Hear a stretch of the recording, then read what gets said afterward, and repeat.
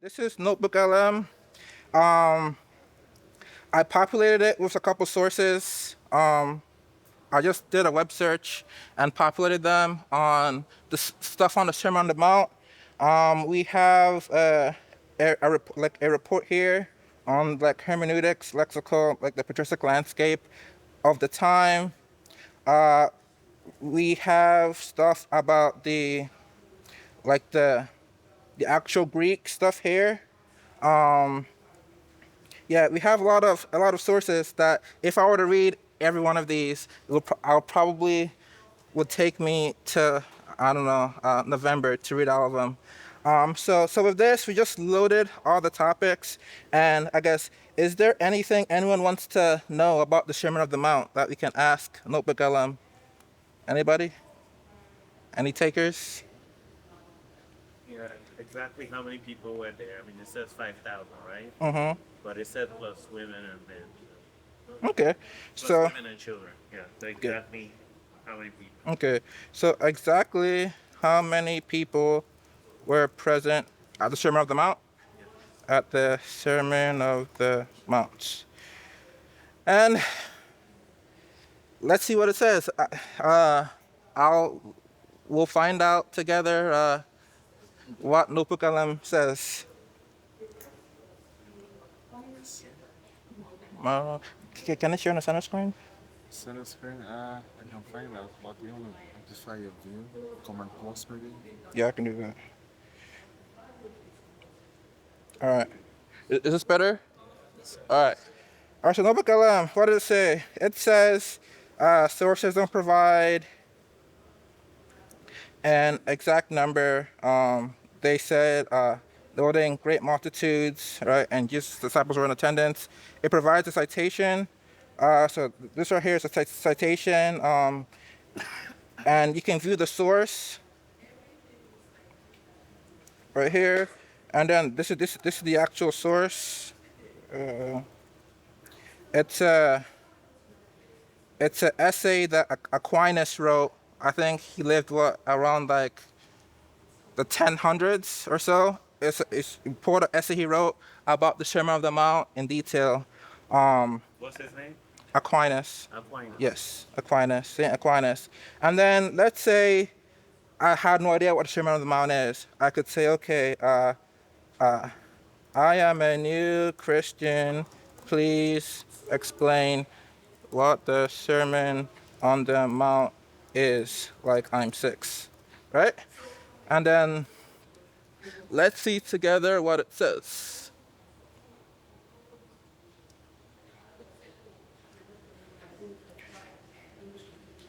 This is notebook. Yes, Notebook LM. All right. And then that imagery, imagining Jesus sitting on a grassy hill with a big crowd of people and saying, like a guidebook Jesus gave to show his friends how to live in God's family, talking about the Beatitudes, salt and light. Uh, it's what's on the inside that counts, talking to God, etc. Right?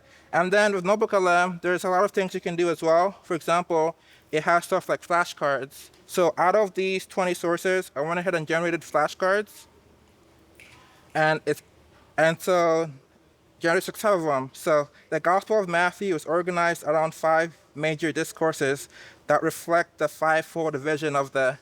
Any takers? I don't blame you. I didn't know it neither.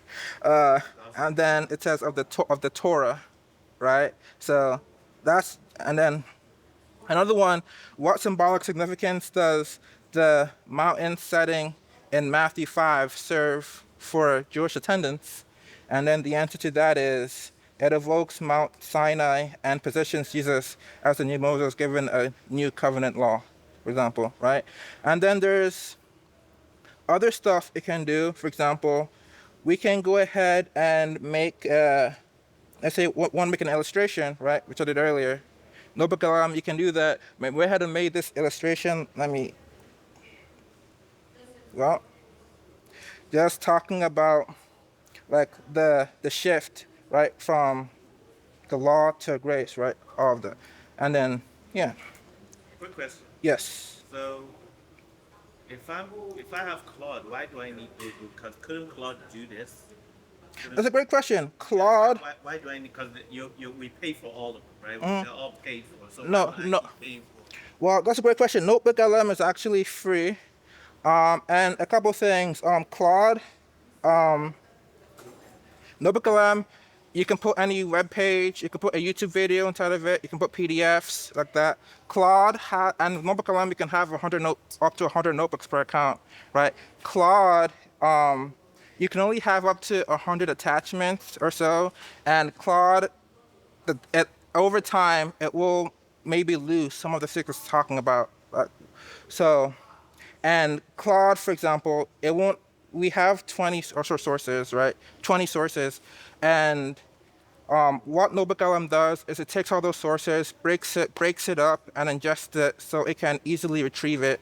Claude, on the other hand, is more so generative, so it generates new text, right? Versus NotebookLM is retrieving the text that's already there. Yeah.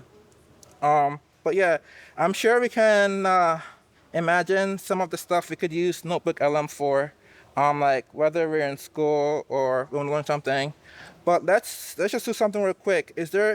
May I have a volunteer for something that they would like to learn more about, so we can do a live demo, and y'all can even follow on your phones on how we can use Notebook LM. Any volunteers? Yeah. Okay. All right, sir. What would you like to learn about? So I just create a new notebook, and then what would you like to know? I'd like to know how Tesla was designed. How Teslas, as in the The car, the car. That's the. technology behind All it. right. Yeah. Why is it so Why is it so different from every other? Okay. I'll look at the technologies behind Teslas. Please find YouTube videos, PDFs. I'll just say Scarly papers. Um, I want to know why Teslas are better than other vehicles, right? And then we can do fast research or deep research. Deep research will give you the best results, but it'll exhaust the remaining time we have here. So we're not gonna do that. We'll just do fast research, and then it will also going it to also search the web as well. So we click that. So now it's just gonna go through researching websites. All right. So it found a couple. Let's see the sources it found. All right.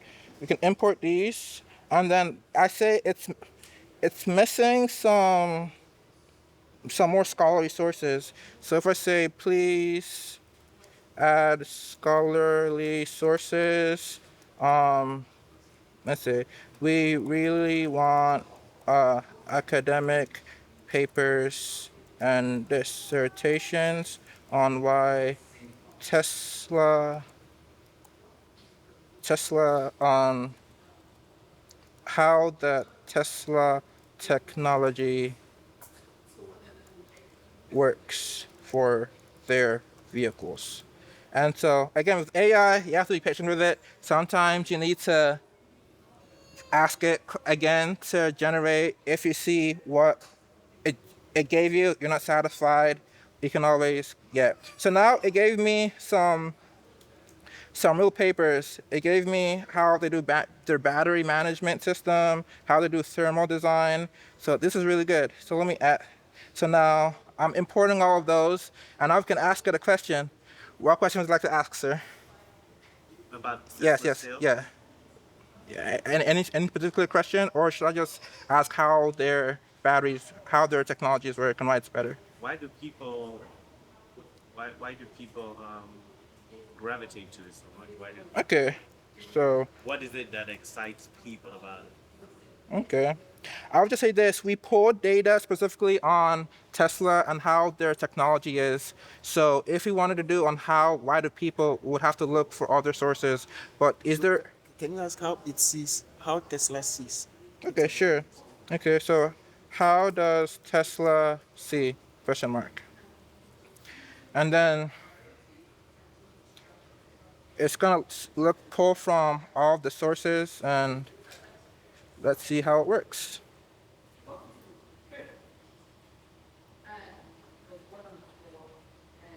And does it automatically save all that data, or you have? Yes, all this is saved. It automatically saves it as a notebook. So all you do is go to notebooklm.google.com, and then it'll be there. You can just click on it and work with it, add sources, remove sources, all of that.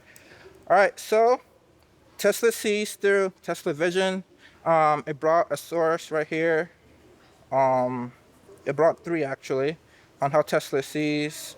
Their how their sensor hardware has evolved, how they removed sensors, added sensors, their FSD full self-driving chip, how they label data. So it's all of that for you to read. And also one thing with Notebook LLM that's really good for productivity is, let's say for YouTube video, I say there's this. I don't know if y'all are heard of Lex Friedman, but here's a podcast he did with Jensen Wang, the CEO of NVIDIA. It's about 2 hours and 25 minutes, and I don't want to watch all of that. So what I could do is just go to Notebook LM, then create a new notebook, and you see the notebook we just added, just did is here, evolution of Tesla, right? We just create a new notebook. We just paste the link, insert, and then it will automatically get all the data from that YouTube video. And so now it gives us a summary of what's in the YouTube video. And so you could just say, for example, what is extreme code design, which is something in particular it talked about in the video. And it gathers the facts. And then give us a definition of what extreme co-design is. And that was basically when you're designing things, making sure all the components are being designed like together so they can all benefit from each other. So yeah, so that's Notebook LM. It allows you to learn it really puts the internet at your fingertips. Anything you can find, you can learn from it. Yeah. Back to my slides. So it's like a cheat code. So someone can use this and cheat, let's say in a test, exam, whatever, right? Like you could. I wouldn't recommend it, but but you definitely could. That's interesting. I didn't watch the video, but Yeah. it gives me Yes. so much in depth or summary on the video. So let's say you're in class, can you video your professor and just like If you video your professor and you upload it to YouTube, then you can put that YouTube video inside of Notebook LM. you know just have everything? Yeah, and they can ask questions on it. Yeah. So usually I don't video my professor. I just record my Record, professor. yeah, yeah. And I feed it to Notebook LM, Yeah, and okay. then to give me a transcript, and I can make like flashcards. Yeah. Okay. So Yeah, we can- precisely. so you can record something and then Yeah, it is- for sure. Yeah, you can put Audio audio. Yeah, record. yeah, you put audio in it. Okay. For video, it has to be through YouTube. But Okay, for for video, it yeah, has to be through yes, YouTube. but audio, you can put audio, PDF, web Okay. links. Yeah, you can put yeah. Let me go back to. Yeah, so that's how the library second brain works, and then going to the next slide for the true second brain sentences. That's the whole ramp up. First, tell it who you are one time. Large language models don't require super elaborate prompts anymore. Back in the day when GPT came out, they did, but now the technology has advanced. You don't need elaborate prompts. You can just talk to it as you talk to a friend, talk to anybody. And then the next step, like I said, is just talk to it, have a conversation, right? And then let it learn who you are and what you're about. Next slide. I know it's time for, I guess, the true second brain. So let me go ahead and Can I do the same on ChatGPT? Like take a YouTube link and put on ChatGPT or no? you can't, no. Chat. You can't? Yeah. You won't be able to, because the reason Notebook LM can, because while Google runs YouTube, Google also runs Notebook LM. And how Notebook LM works for YouTube videos is when you upload a YouTube video, YouTube behind the scenes does online auto transcript of that video. It transcribes that video into text, and then when you put Notebook LM, how it was so fast within like 5 or so seconds to get all the 2 hour, 25 minutes podcast is it just got that transcript and fed it directly into Notebook LM. Yeah, ChatGPT doesn't have the rights to do that without getting sued at least. So yeah. Let me go ahead and change what's being shared. All right, and let me. And my go-to is Claude. For the reasons I said, it works with ChatGPT. It works with Gemini if you choose to use it. I don't recommend it. It works with Perplexity. I don't know if anyone has heard of it. It works with all of that. So You don't recommend Gemini? I don't recommend Gemini. Just because I don't recommend Gemini outside of doing stuff for like in the Google Works, so, like Notebook LM uses Gemini, obviously, but going to Gemini to Google.com and just using it, I don't recommend it for a couple reasons. First is model performance. ChatGPT and Claude have been running laps around Gemini for the last couple months now. So have been doing what? Running laps around Gemini for the last couple months now. Gemini just released a new model, 3.5 Flash. It is, in my opinion, in terms of the benchmarks, it's not up to par with like a Claude Opus or a GPT 5.5. That's why I recommend either using ChatGPT or I guess my go-to is Claude. All right, so Gemini. I like- pay every month for it. So if I wanted to cancel it, how do I save everything that I've been doing the past few months with? yeah, so what you can do is Gemini has memory. So what you can do is you go to Gemini and ask it to generate just a markdown document of everything it knows about you, right? Gemini LLMs love markdown. It's what they've been trained on. And so in whatever LLM provider you choose, you just upload that markdown document and then you can resume where you left off. Okay, I can upload it to Yes. Okay. Yes. All right, and so it says, "Happy Friday, David. How can I help you today?" I remember there was some stuff about my sax mentor that I was working on. I want to know how I can apply it towards Ascend now, and so it's fresh context. It knows what I've done before, so let me just show it to you for long-term productivity. So just say, "Hey, Claude. I'm David, giving content about myself. Been playing." Talk about me, I'm David as well. Oh, nice. Been playing sax for about 16 years and bass for about 8 years. I have a mentor called Chad LB. And then, I don't know who he is, so I'm just gonna say, search him up, right? And then we'll search the web for him, right? And then I'm just gonna say we were talking about using pentatonics in Gmail. I believe it was a mini assignment one, right? Can you refresh my memory, right? And so what it will do is I have a connector for my Gmail, my Google Drive, so it can go to my Gmail, and hopefully, all right. So now it says it wants to search past conversations, so I just stop it and it just says, please search Gmail instead, right? Is that safe to have your email connected to it? I thought for privacy. Oh no, it's safe because how it works is through a protocol called MCP. It's called Model Context Protocol, and so the actual code is hosted by Google, right? So what Google did is now provided they spun up an MCP server and gives tools that an LLM can use, right? And so the LLM just calls those tools. And the LLM doesn't know the structure of your email, your Gmail. It just calls its tools. And then from Google's side of things, Google now searches your own email, and then it just provides the data back to the model. Yeah. You Right. understand what I mean, right? As far as Yes. privacy. Yes.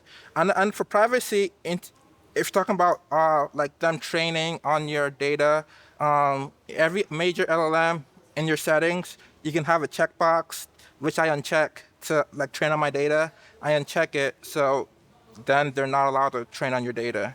Yeah. And what is it?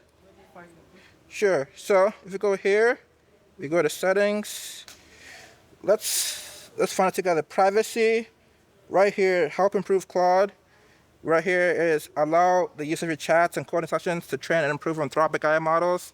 It's unchecked for me, and I recommend everyone uncheck it.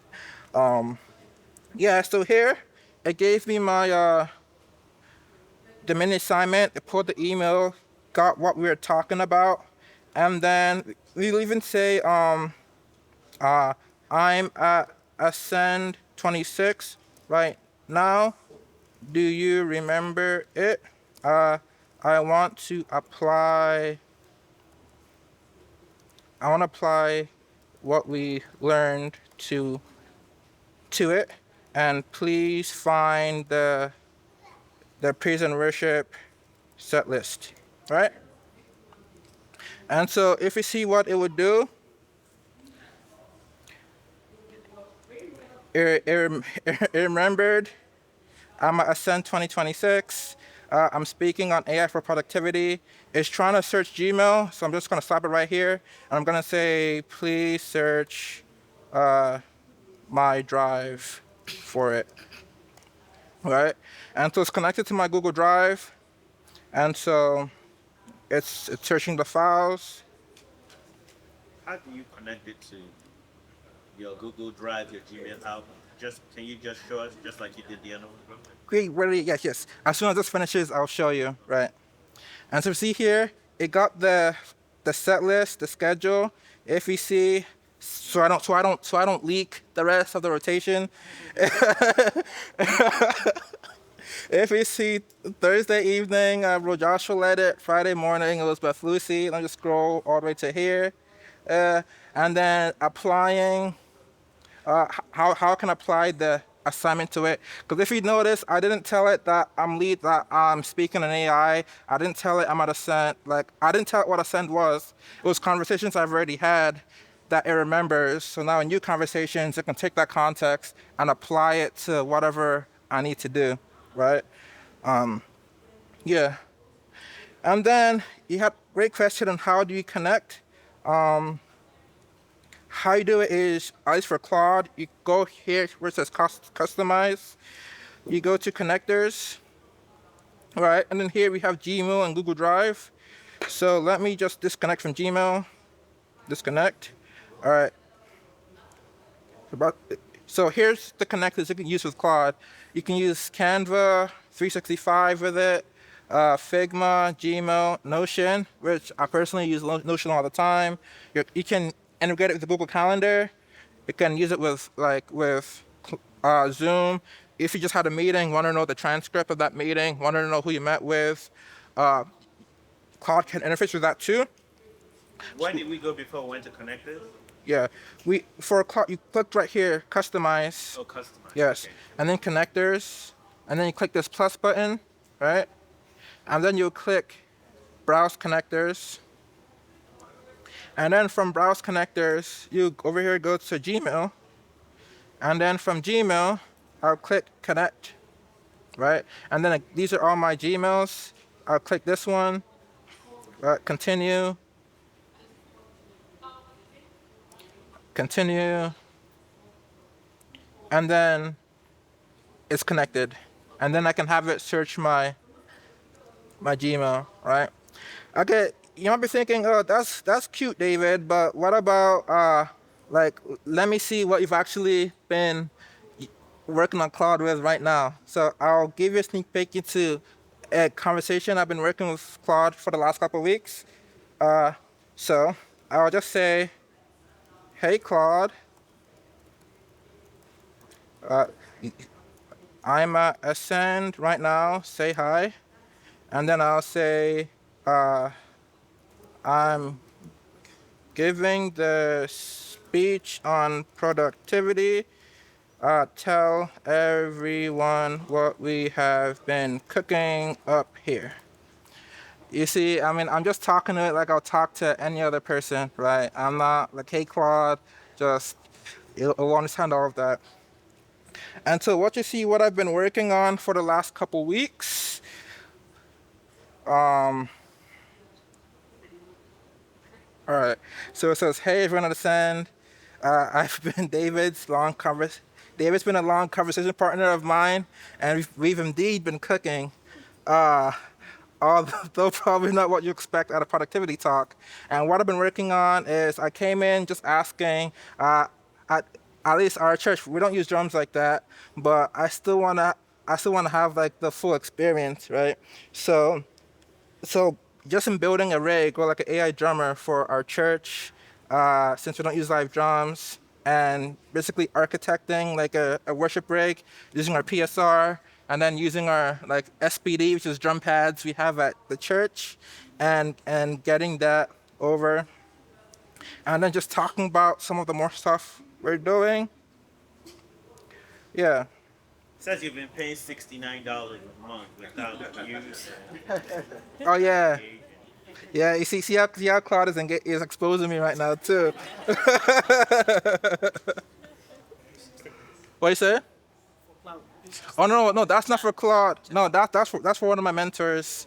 Yeah, yeah. So see how Claude just exposing me. It's all right. We'll forgive Claude, and then I can say, okay, now, how about you explain, let's say, how we can use MIDI for our setup. Explain it for a non-technical audience, and let's just say, yeah, explain for non-technical audience. And so I'll say, really show me off, and see. Let's and let's see what it says. And so, also the problem we walked in with, again, no drummer. We have a PSR. We press. It makes the beats, and it pisses me off so bad. So it will piss me off enough to try to do something about it. So the goal is make a system that's indistinguishable from a real drummer, and see what we already owned, and talking about MIDI, why it's the magic, because MIDI's instructions, so you can pre-program the instructions and then dynamically on the fly, like route it to your drum pad. And since the drum pad already has like sampled instrumentation on it, we can make it as dynamic as we want to. Yes. So this might not even work. Can you use Claude to make beats on the MIDI? Yes, you can. What you can do is I heard the question. Could oh, you be a little oh, louder? he asked if we can use Claude to make beats on a MIDI. I'll say, yes, you can, but you have to get creative. We'll say, we want to demo you making beats on MIDI. Let's say, can you please generate what a MIDI file would look like? I'll just say, just make it in Markdown because I don't feel like opening Logic, right? Because how it works is MIDI is just a file with instructions, and yeah, you take that file with instructions, you put it inside whatever DAW you're using. A DAW is basically like a digital audio workstation you can use to make music, compose music, right? And then they all understand MIDI, and so you take that and then adjust it, etc. So basically, MIDI is a grid. Here's how a MIDI grid looks like. Each row is a drum, right? And MIDI sends instructions like this. And yeah, so I said just generate an artifact that's for MIDI, but make it Markdown. I don't feel like opening Logic. right? So I told it to generate an artifact, and so what an artifact is just like it'll generate an actual file. I'm just doing a markdown so you can all see what it looks like, what a MIDI file looks like. So so that's what it's running right now. It is running the MIDI file, and We have 10 minutes in all of our classes, 10 minutes. yeah.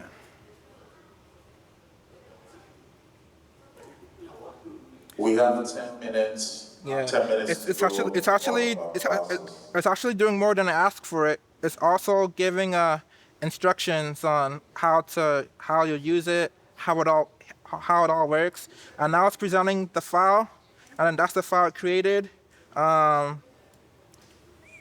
Reminder, 10 This minutes. right here is something what you would it's what an actual MIDI file would look like, but obviously it would be in instructions, not text.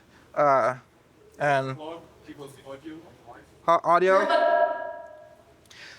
No, Claude can't give you the audio. To get the audio, I would have to ask us to generate an actual MIDI file, and then I'll then need to then put it inside of like my DAW, like Logic or Ableton, etc. And then MIDI itself doesn't have sound.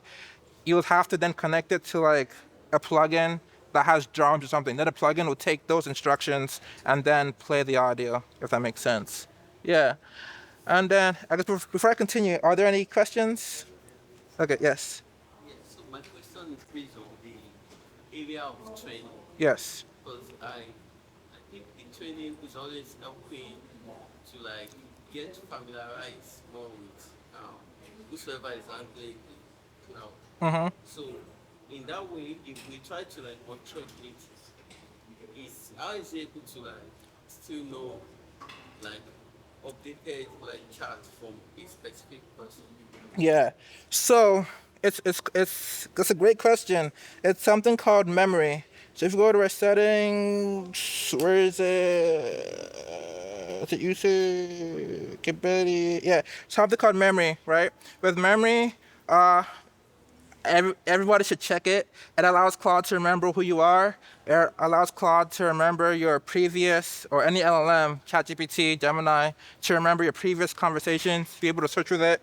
What the training is using now your data and what you've put into the LLM in order to make the next version of Claude. Let's say right now we have it's Claude Opus 4.7, right? Now Claude is probably working on Opus 4.8 right now. And so how they do it is all the people that have that checkbox checked, they'll take all their data, they'll use Claude to make more data, they'll scrape the web for more data, they'll pull all that together, and they will train the next version of Claude with on your data, which I don't want. So to train on my data, so I uncheck it. But with memory allows Claude to remember who you are. So they still have our data. No, they have your data, but they're not using it to, well, basically not looking at it, using it to, yeah, does that make sense? Yes. Was it settings and capabilities before memory? Is that Yes, correct? it's settings and capabilities, yes. Okay. Yes, question? Can we use Claude for like stocks or investment accounts? For what? Stocks or investment accounts. Stocks or investment accounts, like, and to do what, like to invest for you? All right, that's a good question. If you want Claude to invest for you, you have some options. You could use something called Cloud Code or Cloud Cowork. Let me open the Cloud app. So basically, Cowork gives you computer access.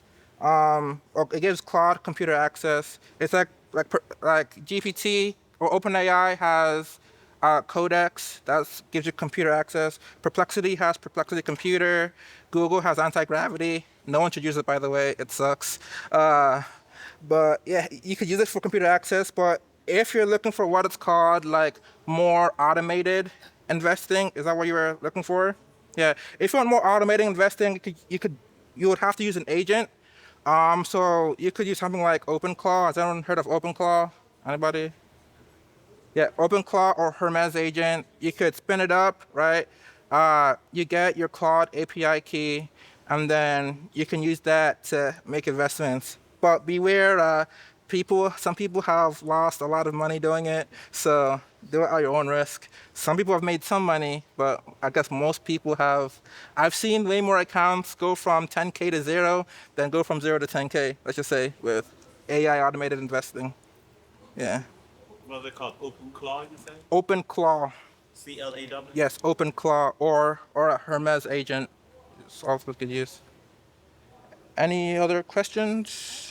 Yes. It's more of a general question. So, how do we balance the use of AI to help us be productive without losing our critical thinking skills? Because you hear of students, they can't write essays, they can't do basic math problems without relying on AI. So, how do we kind of balance that? That's a great question. We're going to get to it in our slides. Let me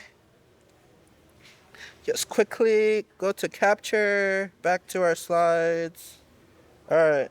I guess before we move on, Oh, yes. with the notebook LM, right? Yes. It's showing from different sources. Yes. How do you let it screen what is, somebody's opinion versus what is a fact versus like how far back it can search? Because it wouldn't be able to say, I'm sure the library can go all the most recent, right? Yeah.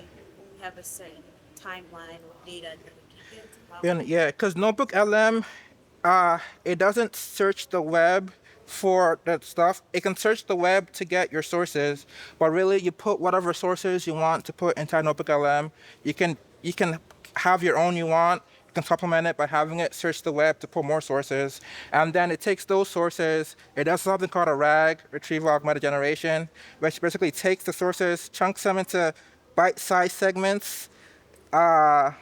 Yeah, and then does something called semantic search. It really just takes it into it's a bunch of numbers and does math to get computational relevancy and uses that to get the data you want, if that makes sense. All right, yes. And so I guess how to start your second brain? You pick one area, tell who you are, come back to the same conversation. Don't try to use one conversation for everything. If you see, I probably have hundreds of conversations on Claude for different things. Yeah. And then what AI does not replace? One, AI does not replace prayer. Everyone say it. AI does not replace prayer. Again, AI does not replace prayer. At the end of the day, it's a machine. It literally does, it's really probability. It's predicting the next token. It's predicting what comes next. That's how the language models works. Machines cannot pray. Everyone say amen? Amen. Second, AI does not replace scripture. AIs hallucinate. Even the best of them hallucinates. If I say AI, what does Mark chapter 13 verse 55 say? There is no Mark 13:55. It might say it talks about hell, because AIs hallucinate. Really? Yeah, sometimes every AI can hallucinate. It's just an unfortunate thing. So always verify. AI does not replace the scripture. Third, AI does not replace community. Everyone say AI does not replace community. One more time. Yeah. Still go to your church, have your friends. AI will not fulfill all your needs. Next, AI does not replace pastoral thinking. Everyone say it? Or pastoral counsel. Yeah. If you have a problem, don't depend on AI. If you're going through a spiritual attack, don't go to Claude. Go to your go to your pastor. And then lastly, say AI does not replace your own thinking. All right. And now there's like our dear sister asked a question. There's Minutes to go. Just turn up and open up class. Yeah, there's a balance between like using AI and being productive with it, and just basically accepting everything AI does. I guess let me go ahead and share my screen again. Let me adjust what's being shared. Capture Chrome. All right. So basically, with AI, how most people say AI, build me, Google.com, make no mistakes. That's how most people use AI. You can try it. It won't go too well for you, right? What you do, you should ask questions. Let's say I want to make a Google clone. I don't know how to, right? I can code, however. Please explain it to me, right? What ask AI questions, right? AI will help you understand like the landscape of things, help you understand what you don't know, it'll help you understand what you need to know. The actual thinking, think of AI as a thinking partner, not someone to think for you, right? If you want to write an essay, right, use AI to say, okay, here's what I need. Can you please find relevant sources? Can you please analyze my essay? What am I missing, right? Am I evaluating both sides fairly, for example, right? If you want to write a sermon, don't say, oh yeah, give me a sermon on Matthew chapter 2, thank you. No, ask it, please find me the Bible verses I need, examine my first draft. Am I doing the Bible justice, or am I just using the Bible to say what I want to say instead of saying what the Bible says, for example? So using the AI to help you think more efficiently, but not to have the AI think for you, if that makes sense.